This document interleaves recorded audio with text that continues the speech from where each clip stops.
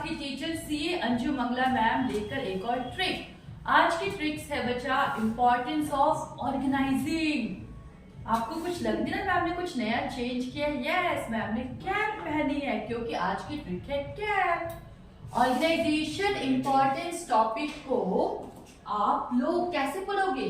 Cap पहनकर ORS पीकर पढ़ो। हो गई ट्रिक, राइट? ठीक है। गर्मी में ऑर्गेनाइजेशन इंपॉर्टेंस कैप पहनकर ORS पीकर पढ़ो।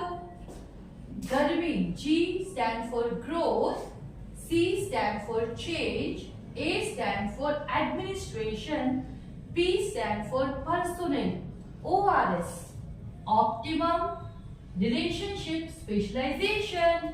ये थी आज की ट्रिक्स। इसकी डिटेल डिस्कशन यहाँ है।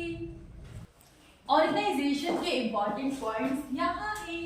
फर्स्ट, एक्सपेंशन एंड ग्रोथ, गर्मी, adoption to change, effective administration, development of personnel, यानी what is this CAP?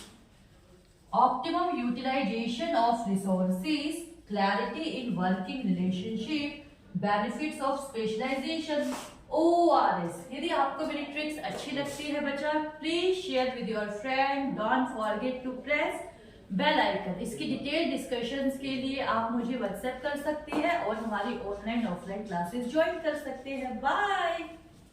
Thank you, students.